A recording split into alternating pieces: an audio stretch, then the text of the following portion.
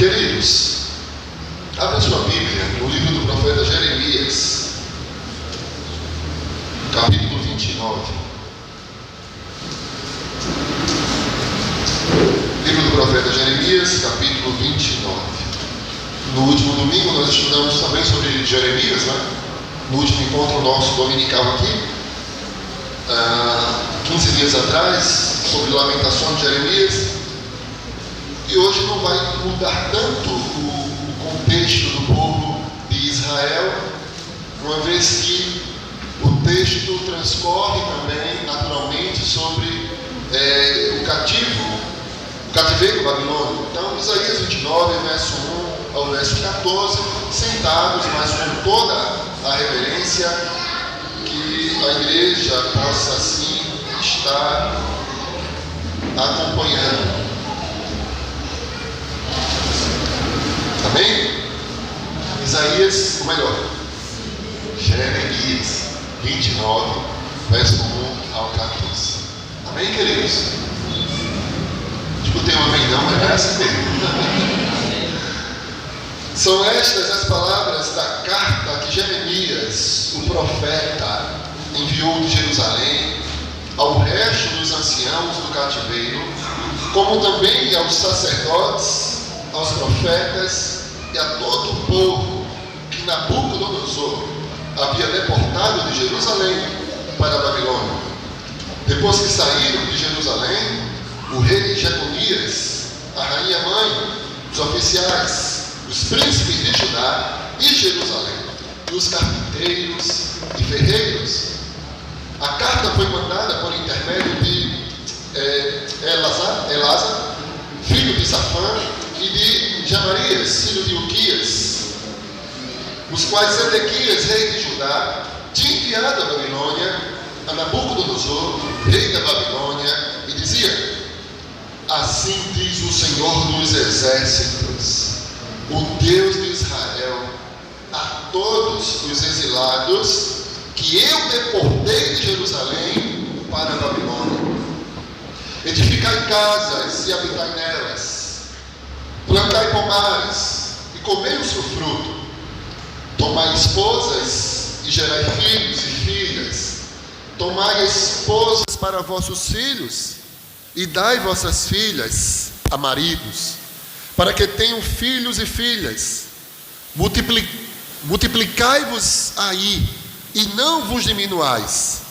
Procurai a paz da cidade para onde vos desterrei, e orai por ela ao Senhor, porque na sua paz vós tereis paz.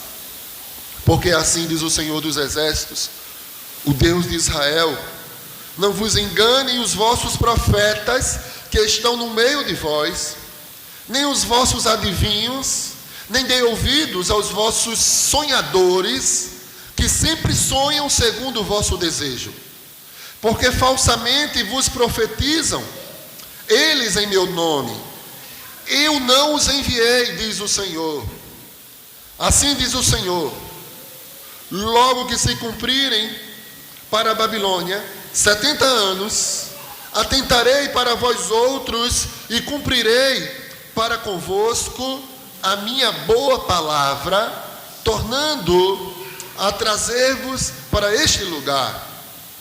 Eu é que sei que pensamentos tenho a vosso respeito, diz o Senhor, pensamentos de paz e não de mal, para vos dar o fim que desejais.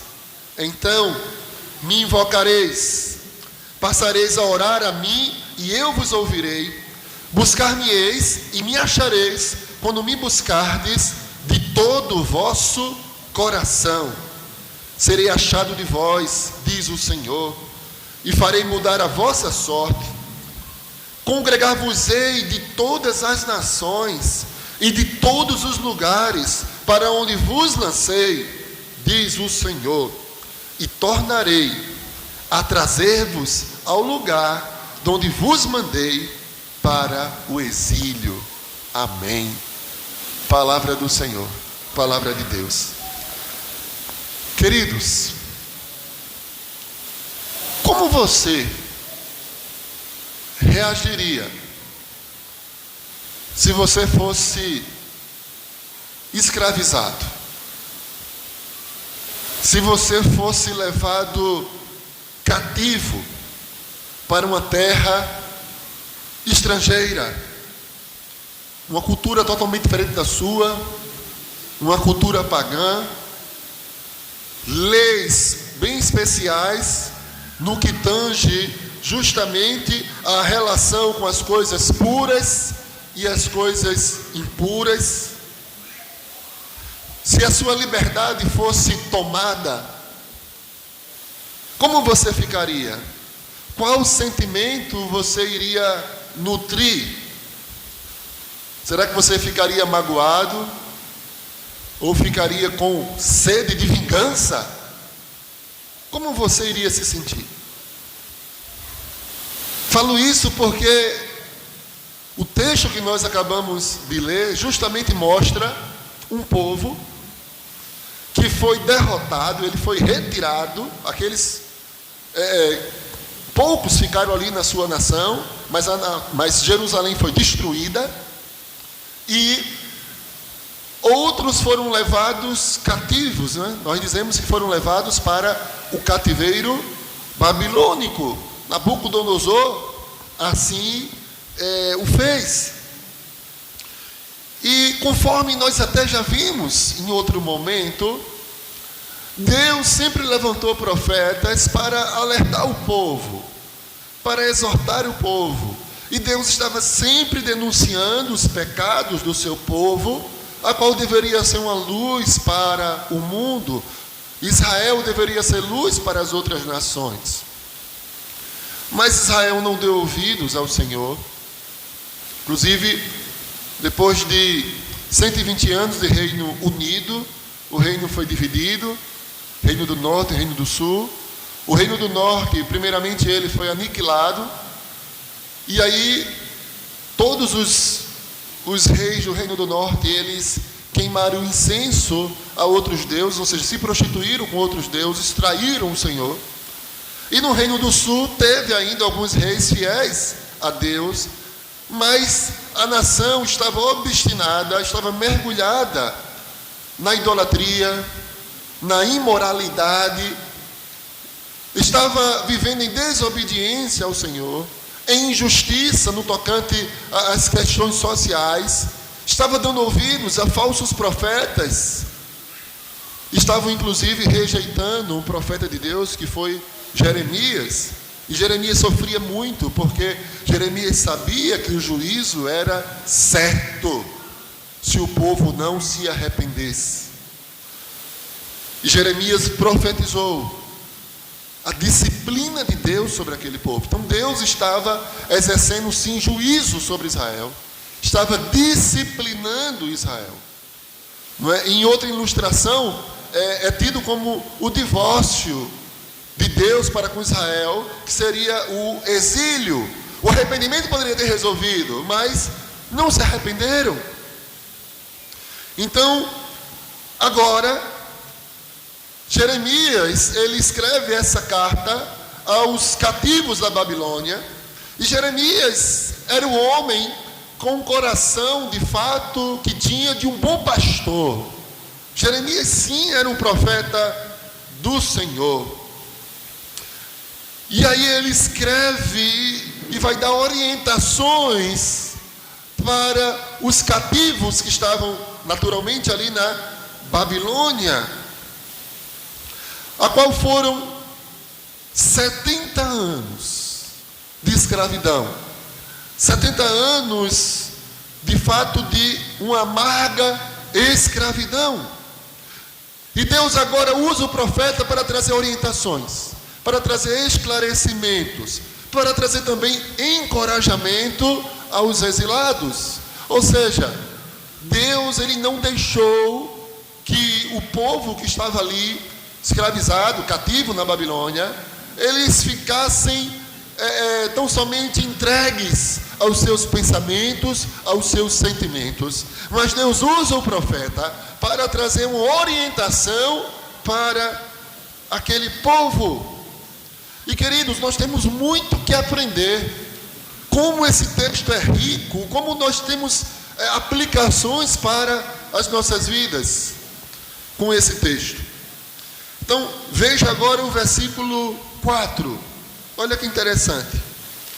O versículo 4 diz: assim diz o Senhor dos Exércitos, o Deus de Israel, a todos os exilados.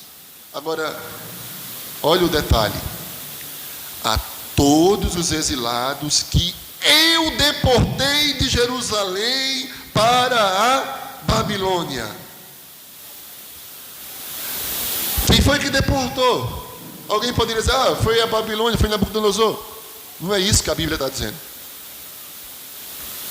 Quem deportou foi Deus, foi o Senhor.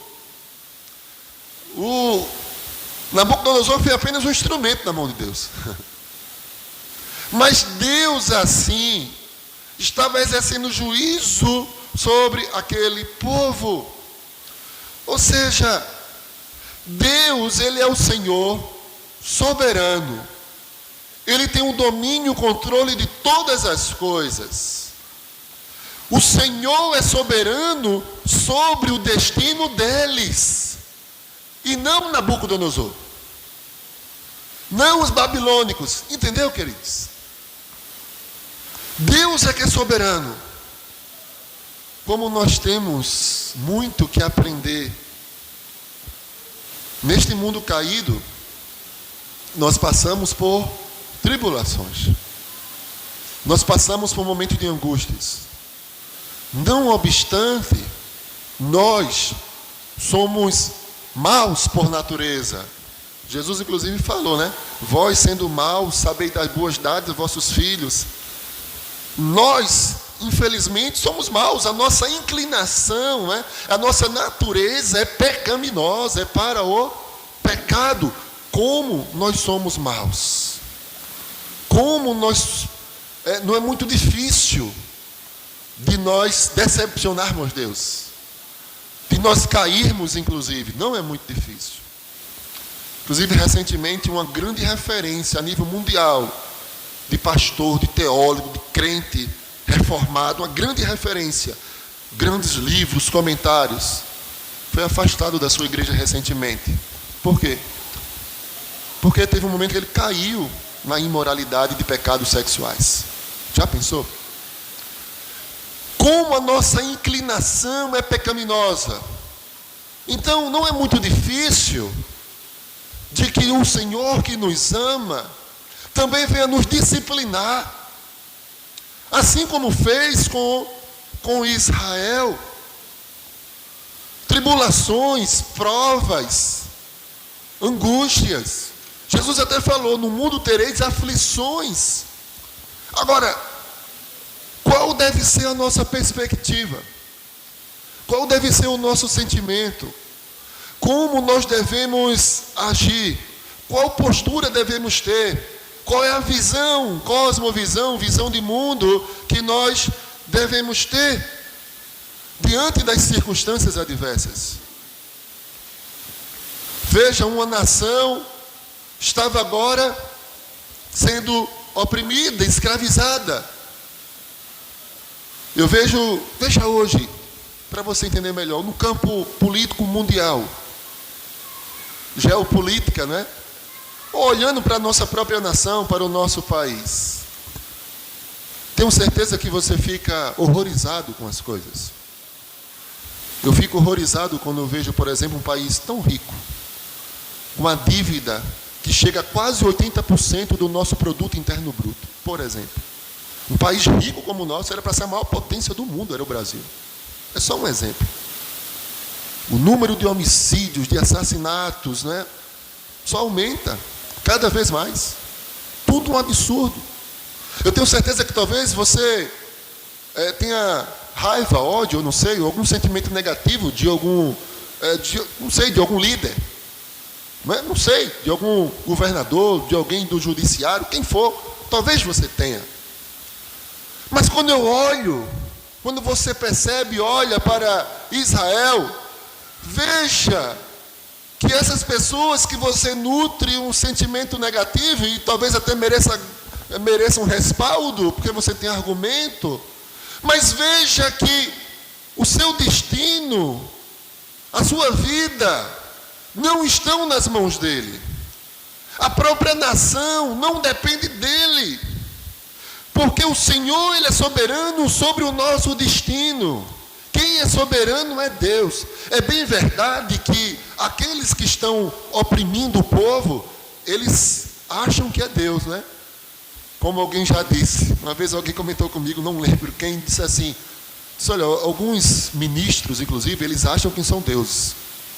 Outros têm certeza que é. De tão arrogante e prepotente que é. Só que eles se esquecem que todo homem vive um pouquíssimo tempo neste mundo.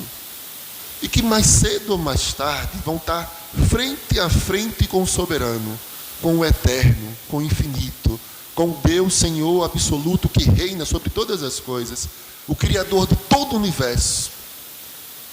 E todos nós,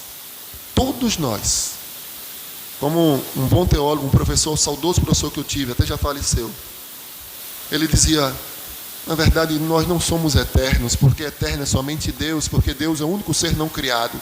Se você foi criado, já não é eterno. Mas todo ser humano, ele é infinito.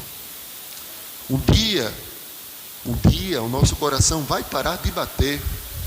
Um dia vai. Nós vamos desaparecer deste mundo. a parte material. Mas a parte imaterial vai direto para a presença do Senhor.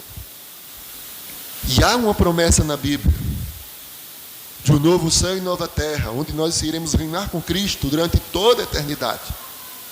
Bem como há também na Bíblia o que a Bíblia chama de segunda morte, um lago que arde com fogo e enxofre, para todos aqueles que vão viver eternamente separados de Jesus Cristo. Só que as pessoas, enquanto nesse mundo são materialistas, só quer saber do aqui e agora, só quer saber do material, não se preocupa com a sua alma, com a eternidade, com aquilo que é espiritual. E olha que nós somos seres espirituais. Por isso que eu fico para não viver quando vem qualquer pessoa nesse mundo, seja a profissão que for, e quer tirar Jesus. Não, tudo seu é religião. Não tem como tirar Jesus de nenhuma área da sua vida. Nenhuma. Ah, é ciência. Quem criou o homem? Esse que está falando o tempo todo é ciência. Assim, quem foi que te criou? Foi o Senhor Jesus, que criou todas as coisas. A verdadeira ciência aponta para Jesus, aponta para Deus. A falsa ciência quer tirar Deus. Meus queridos irmãos, aprendemos, queridos, que Deus, Ele tem o controle de todas as coisas, ainda que você esteja infeliz com resultados, por exemplo, de eleições. Mas Deus é soberano. Como disse João Calvino, quando Deus quer punir uma nação, Ele dá governantes ímpios. Então Deus estava usando Nabucodonosor para disciplinar o seu povo. E aí, qual a orientação de Deus para o seu povo? Está no versículo 5. Olha o que Deus diz: edificai casas, e habitai nelas, plantai pomares, e comei o seu fruto. Deus está dizendo: se estabeleça. Não tem pressa nenhuma não para você sair daí não. Talvez esteja alguém aí, um coach da área da vida, né? Naquele momento, dizendo: pense positivo, você vai sair dessa, né? Ou talvez algum falso profeta, um sonhador, como até hoje tem um monte, né? Diz que fala no nome de Deus, mas é tudo mentira. Aí tem gente: não, você vai passar 2 anos só aqui, não é? Aguente firme, se motive que é só 2 anos. Mas o verdadeiro profeta de Deus está dizendo: se prepara, porque você vai passar, na verdade, muito tempo aí. Então se estabeleça aí. É isso que ele está dizendo, não é? Ou seja, a orientação de Deus, em outras palavras, é: aceite o julgamento do Senhor. Aceite o julgamento do Eterno, do Todo-Poderoso, do Senhor dos Exércitos. Essa é a orientação do Senhor. Ou seja, eles deveriam reconhecer que ficarão na Babilônia por um longo período. E o povo possivelmente não estava tendo essa postura porque estava dando ouvidos a falsos profetas que diziam que a qualquer momento, ou no máximo 2 anos, voltariam para Judá. E ainda hoje é assim, desse jeito, e o povo de Deus precisa estar em alerta. Pregadores estão falando apenas o que as pessoas querem ouvir. Então, são bajuladores, são falsos profetas, falsos pastores, e eles vão de encontro com a vontade do Deus soberano. No verso 6, Deus continua orientando o povo, dizendo: tomai esposas e gerai filhos e filhas. Tomai esposa para os vossos filhos e dai as vossas filhas a maridos, para que tenham filhos e filhas. Multiplicai-vos aí, e não vos diminuirás. Deus está dizendo: tenham filhos, muitos filhos.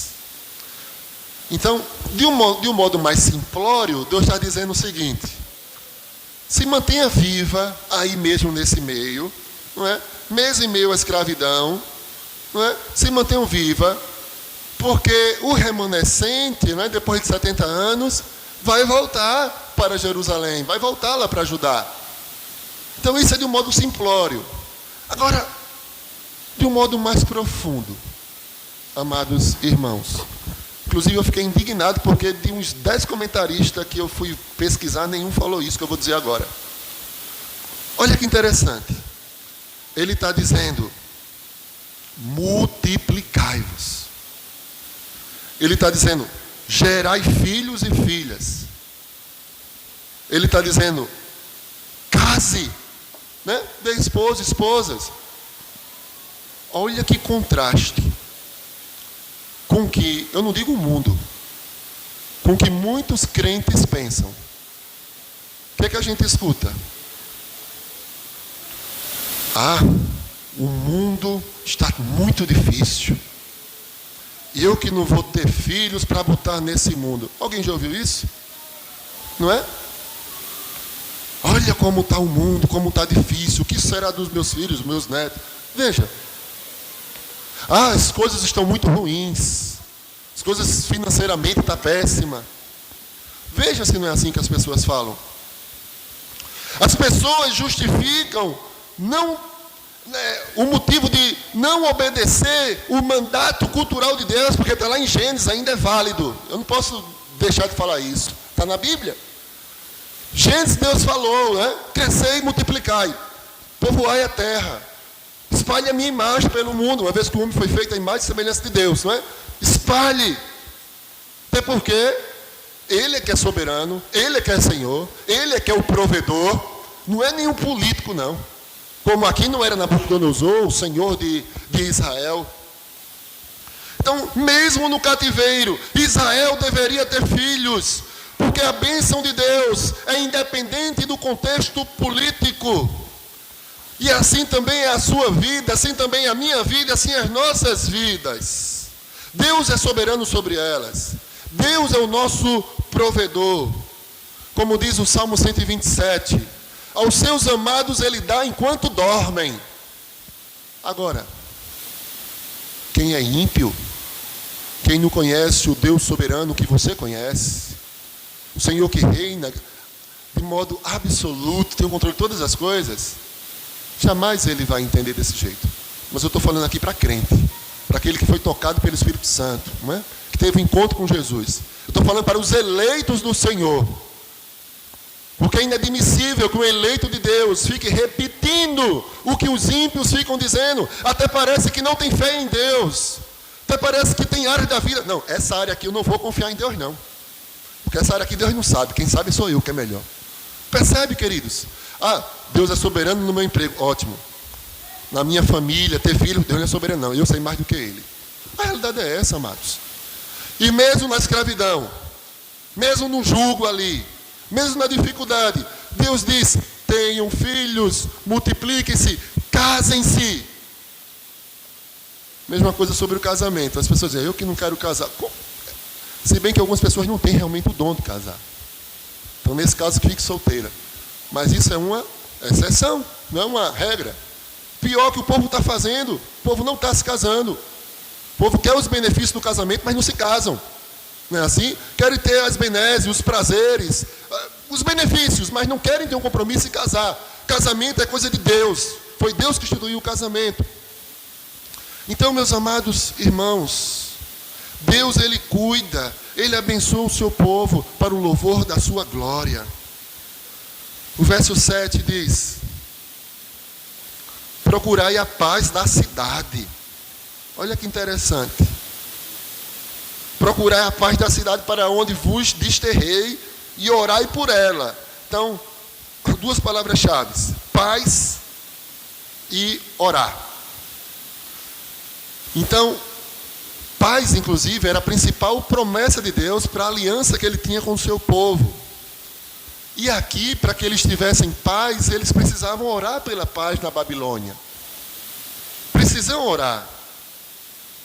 Então, orai significa que a bênção de Deus pode recair sobre qualquer nação, onde ali os servos dele estão clamando, estão orando pelaquela nação. Então, Deus pode abençoar. Veja um exemplo clássico, José do Egito. José, ele foi para o Egito, uma nação pagã, mas o Senhor era para com José. O que aconteceu? O Egito foi abençoado. Não só o Egito, o mundo foi abençoado. Mesma coisa acontece quando você é um crente, está no trabalho, está em algum local, está onde você estiver. Talvez seus patrões sejam ímpios, mas eles serão abençoados através da sua vida. E as pessoas irão glorificar a Deus por você, pela sua vida, pelo seu testemunho, porque as coisas vão prosperar, não é? Vai ser diferente, porque a mão de Deus é para com você, tal como foi para com José, por exemplo, no Egito.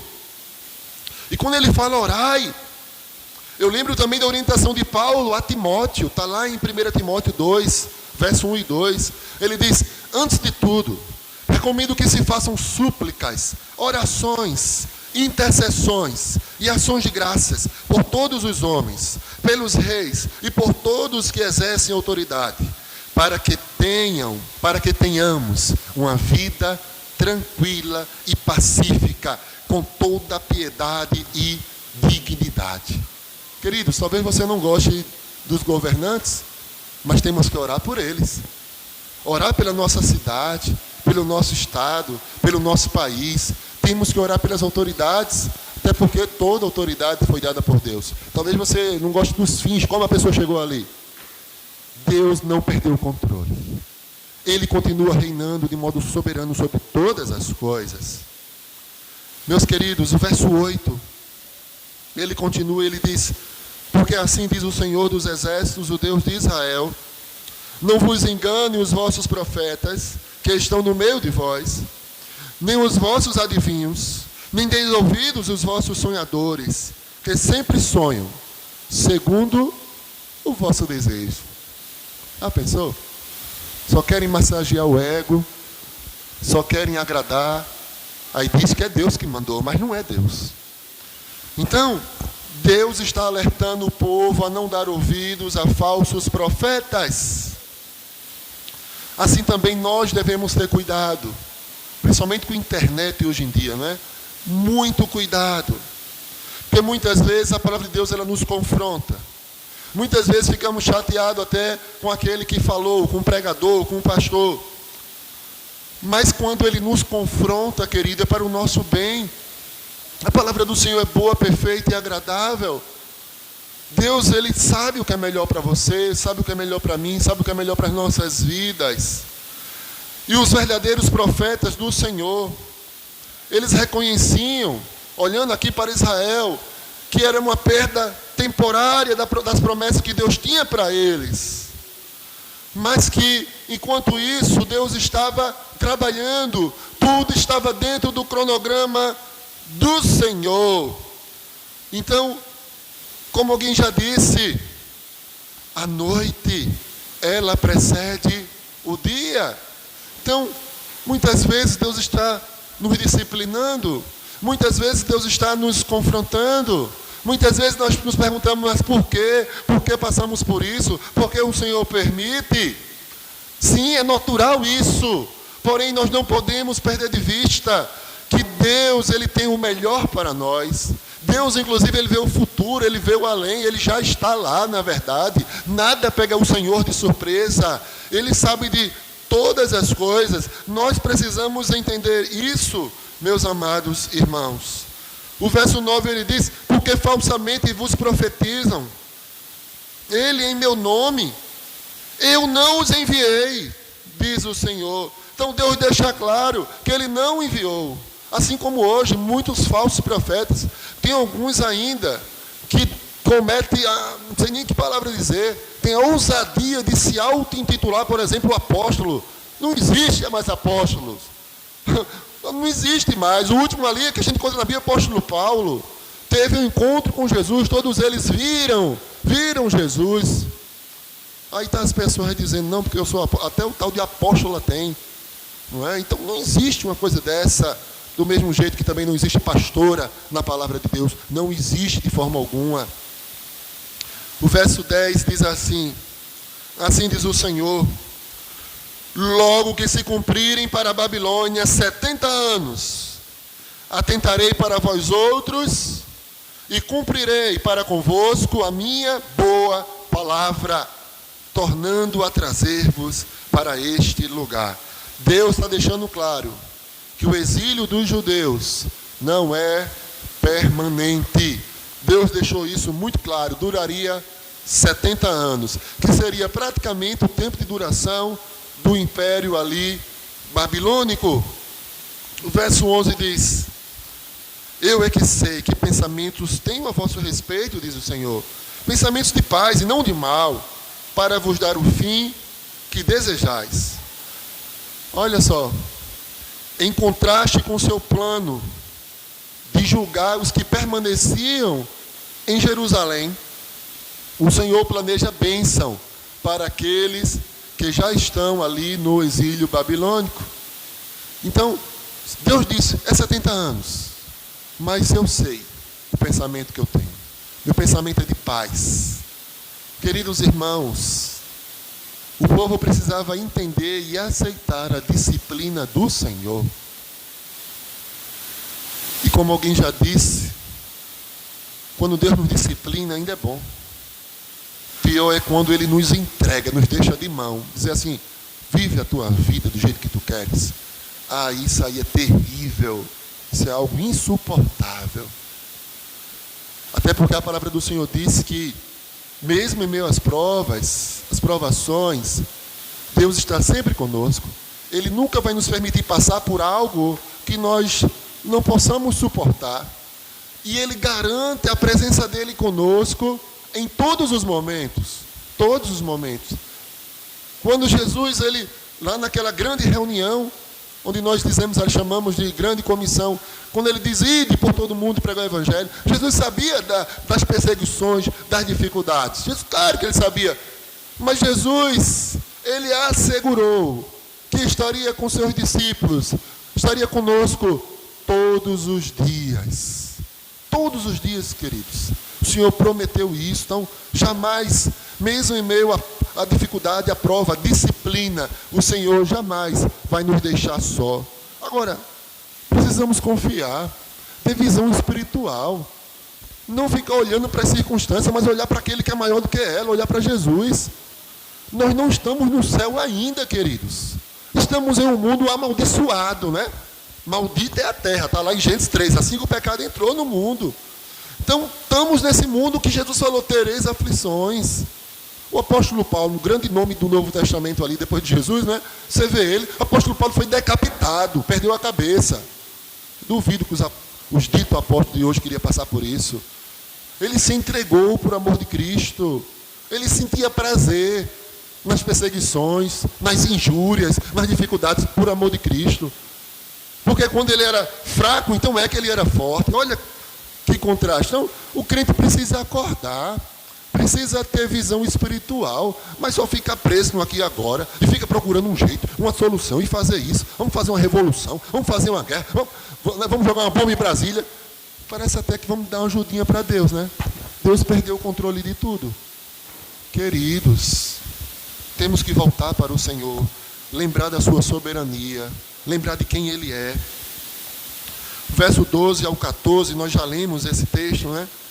Então me invocareis, passareis a orar a mim, e eu vos ouvirei. Buscar-me-eis e me achareis quando me buscar de todo o vosso coração.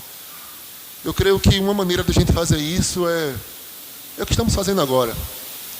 É vir para o templo, cultuar a Deus junto com os outros irmãos. É orar, é buscar a Deus, não é? É nos humilharmos diante do Senhor, é reconhecer a nossa dependência dEle, não é? Estar aqui clamando a Ele, pedindo o seu favor, pedindo perdão, buscando com todo o nosso coração. Uma das maneiras é essa, mas claro que não se esgota nisso. A nossa vida inteira deve ser uma vida de adoração. Cada vez que nós respiramos, deve ser para o louvor e para a glória do Senhor. Nós somos dEle, querido. Então Deus, muitas vezes Ele chama a nossa atenção. Ele nos disciplina porque nós estamos vivendo para nós mesmos e só recorremos a Ele como se fosse eu estou precisando aqui de uma garantia, de uma segurança, apenas pelo aquilo que Ele pode fazer por você e não por aquilo que Ele é, como diz a canção, né? Então precisamos nos atentar a isso, mesmo em meio a circunstâncias adversas. Precisamos reconhecer o poder do nosso Deus, a sua soberania, né? Os seus atributos, quem Ele é em nossas vidas. Até porque Ele é o Senhor de nossas vidas. Então, Deus, Ele, naquilo que Ele planejou, Ele deu também ao povo a oportunidade, por meio de uma oração sincera, de se aproximar cada vez mais dEle. Então, em toda e qualquer situação, o povo de Deus tem a responsabilidade de buscar o Senhor, de orar, de pedir para que se cumpra as promessas dEle mesmo, pois a palavra é do Senhor, e a sua oração, a palavra de Deus e a oração caminham juntas, estão lado a lado. E aí o Senhor responderia a sua oração, trazendo os judeus de volta para a sua terra. E esse cumprimento, de fato, iria ocorrer, e ocorreu, no tempo de Esdras e Neemias, não é? E, de uma maneira plena, irá ocorrer na segunda vinda do Messias, na segunda vinda de Cristo Jesus, conforme está escrito no livro do profeta Daniel, dentre outros, como Apocalipse. E esse cumprimento implica em restauração do relacionamento entre Deus e o seu povo. Tudo que Deus permite que você passe, Ele visa uma restauração de relacionamento seu para com Ele. Querido, veja o quanto o nosso relacionamento com Deus está prejudicado. Veja se você tem tempo para fazer um estudo bíblico. Veja se você tem tempo para ler a Bíblia. Veja se você tem tempo de se dedicar na obra, no evangelismo. Veja se você tem tempo para vir para os cultos de oração, seja na terça-feira no templo ou na quarta-feira aqui. A maioria de nós está no piloto automático. Só falta, quando for dormir, deixar a oração no quadro, como alguém já disse, né? Senhor, estou com sono, estou cansado. Está aí a oração. Veja se não é isso. Aí quando vem a tribulação, vem a prova, fica desesperado. Mas que esse momento de dificuldade sirva para que você reate o seu relacionamento com Deus, tal como Deus assim almejou e preparou para Israel. Portanto, queridos irmãos, mesmo em meio à disciplina do Senhor, mesmo em meio às provações, mesmo em meio a situações extremas, como foi o caso de uma escravidão, né, do cativeiro, nós devemos dar um bom testemunho. Os cativos haviam perdido tudo, inclusive a sua liberdade. Talvez não seja muito diferente, né, do que acontece hoje em muitos lugares, em muitos países, inclusive. Eles foram levados de suas casas, perderam suas ocupações, estavam separados dos amigos, dos parentes. Muitos que foram para o cativeiro morreram no caminho.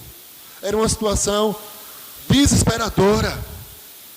Mas ainda assim, nós devemos lidar com essa situação aceitando de bom grado das mãos do Senhor. Deixar que o Senhor realize a sua vontade. De nada irá adiantar ficar chorando. Como disse o Salmo 137, 1 a 4, pendurar a harpa no salgueiro não vai mudar nada. Para transformar a tragédia em triunfo, devemos aceitar corajosamente a nova situação e entregar-se nas mãos de um Deus amoroso, poderoso e que não comete erros.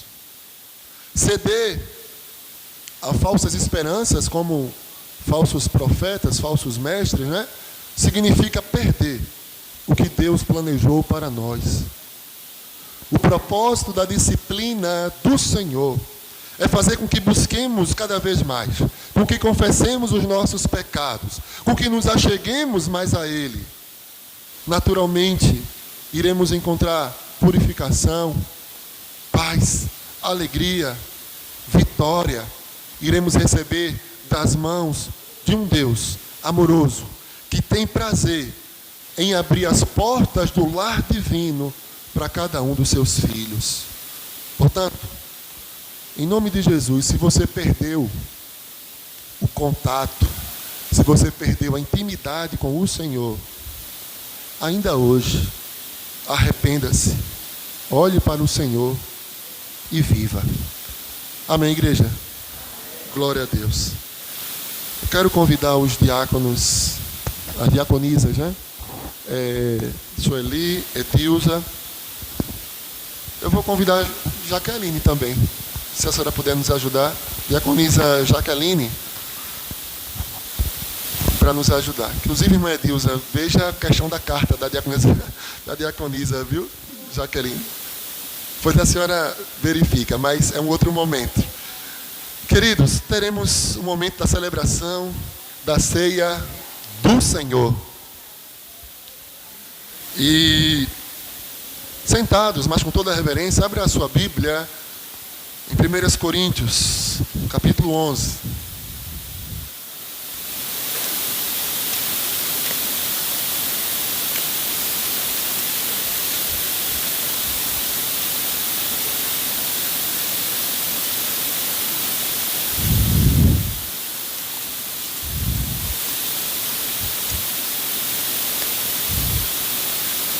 Aqui o apóstolo Paulo, ele traz algumas orientações para a celebração da ceia. A igreja de Coríntio estava fazendo tudo errado. A igreja de Coríntio não estava tendo o momento da ceia, na verdade, estava tendo um momento de confraternização, com bastante comida, onde muitos comiam tanto, inclusive pecavam, né? O pecado realmente da glutonaria. Não é? Tem estudos que confirmam que alguns até vomitavam, tem um local específico para isso, e depois comiam de novo. Já outros passavam fome. Então, Paulo diz para a igreja, quando vocês estão se reunindo, não é a ceia que vocês estão celebrando, não. Então, Paulo dá algumas orientações para a igreja, e eu vou ler para os irmãos. Ele diz, porque eu recebi do Senhor o que também vos entreguei, que o Senhor Jesus, na noite que foi traído, ele tomou o pão, e tendo dado graças, o partiu e disse, isto é o meu corpo que é dado por vós, fazei isto em memória de mim. Porque semelhante modo, depois de haver ceado, tomou também o cálice, dizendo, este cálice é a nova aliança no meu sangue. Fazei isto todas as vezes que o beberdes em memória de mim. Porque todas as vezes que comerdes este pão e beberdes o cálice, anunciais a morte do Senhor, até que ele venha. Por isso, aquele que comer o pão ou beber o cálice do Senhor indignamente será réu do corpo e do sangue do Senhor. Examine-se, pois, o homem a si mesmo, e assim coma do pão e beba do cálice. Pois quem come e bebe sem discernir o corpo, come e bebe juízo para si. Eis a razão, porque há entre vós muitos fracos e doentes, e não poucos que dormem. Porque se nos julgássemos a nós mesmos, não seríamos julgados. Mas quando julgados, somos disciplinados pelo Senhor, para não sermos condenados com o mundo. Assim, pois, irmãos meus, quando vos reúnes para comer, esperai uns pelos outros. Se alguém tem fome, coma em casa, a fim de não vos reunires para juízo. Quanto às demais coisas, eu vos ordenei quando for ter convosco. Amém. Queridos, a ceia do Senhor é um memorial, né? Jesus fala, faça isso em memória de mim. E nós olhamos para o passado, porque nós olhamos para o sacrifício de Cristo na cruz. Também aponta para uma reflexão que nós devemos fazer hoje, no presente. Inclusive, ele deixa muito claro, para que, de fato, nós discernirmos do corpo e do sangue, ou seja, não podemos participar sem discernimento. Então temos que discernir, entender a presença do Senhor em nosso meio, entender do que aponta, né, o pão, que aponta justamente o corpo de Jesus, que foi transpassado por uma lança, bem como o vinho que aponta para o sangue, representa o sangue que foi derramado totalmente em nosso lugar, para nos salvar. E aponta também para o futuro, porque ele diz, faça isso até que eu venha, até que Jesus volte. Então Jesus voltará. Então, qual o cuidado que nós devemos ter? Muitas pessoas têm dúvida: ô pastor, não pode ter pecado, quem tiver em pecado participa não. Se for assim, ninguém aqui vai participar. Agora, se você vive em escândalo, uma situação que vai escandalizar o corpo de Cristo, que é a igreja do Senhor, não é? Você precisa resolver a sua vida. Você não pode participar disso, não é? Tendo uma conduta que até mesmo os de fora não aceitam. Então precisa ter essa análise, precisa discernir. Então, naturalmente, cada um de nós precisamos pedir perdão a Deus pelos nossos pecados. Uma outra premissa que a igreja, desde o primeiro século, assim, faz, é que as pessoas precisam estar em comunhão com Deus, com a sua igreja, bem como, naturalmente, ter passado já pelo batismo das águas. Então, se você, assim, está em comunhão com Deus, com a sua igreja, é batizado, você pode participar deste momento. Tá bom? Dito isto, eu quero convidar as diaconisas, a irmã Sueli com o vinho e as demais irmãs com o pão. Gostaria de convidar a igreja a se colocar em pé. Nós vamos orar. E a irmã Ana Paula, cadê a irmã Ana Paula? Já está aí, né? Amém, glória a Deus. Gostei da organização. Vai estar, após a oração, vai estar louvando e os irmãos recebendo assim os elementos, tá bom? Oremos. Poderoso Deus, nosso Pai, mais uma vez queremos te agradecer por esse momento, na celebração da ceia do Senhor. Damos graças ao Senhor, consagramos ao Senhor esses elementos, ó Pai, o pão e o vinho, ó Deus. Que a tua igreja possa participar com um coração contrito, mas ao mesmo tempo com alegria, com esperança, na certeza de que um dia o Senhor voltará. Ó Deus, muito obrigado por esse privilégio. Suplico também por outros que não poderão participar, ou que gostariam de participar, que em breve eles possam, Deus, estar aptos tanto para o batismo, como para este momento. Perdoa os nossos pecados. Tem misericórdia de nós, que a tua graça seja cada vez mais para conosco. Assim, ó Deus, nós oramos, no nome de Jesus. Amém. Porque eu recebi do Senhor, que também vos enviei, que o Senhor Jesus, na noite que foi traído, tomou o pão, tendo dado graças, o partiu e disse: isto é o meu corpo que é dado por vós, fazeis isso em memória de mim. Em memória de Jesus, comamos do pão. Por semelhante modo, depois de haver ceado, tomou também o cálice, dizendo: este cálice é a nova aliança no meu sangue. Fazei isto todas as vezes que o beberdes, em memória de mim. Em memória de Jesus, tomamos do cálice. Graças e paz, irmãos. Vamos orar ao nosso Deus. Senhor, nosso Deus, nosso Pai, nós te agradecemos, Senhor, por este momento que o Senhor nos deixou, para que simbolicamente estejamos lembrando o que o Senhor fez por cada um de nós, Senhor, derramando o teu sangue ali na cruz, Senhor amado, por cada pecado nosso, Senhor Jesus. E que o Senhor nos deixou para que tenhamos essa ceia, para que até a tua volta, Senhor, tenhamos que lembrar de tudo isso, para que a cada dia renovemos nossas forças e possamos caminhar, Senhor, de forma que agrade a ti, Senhor. Toma nas tuas santas mãos, Senhor, a cada vida aqui representada e nos abençoe a cada dia, Senhor. Mesmo nós não sendo merecedores, mas o Senhor é fiel com cada um de nós. Louvado e exaltado seja o nosso Deus.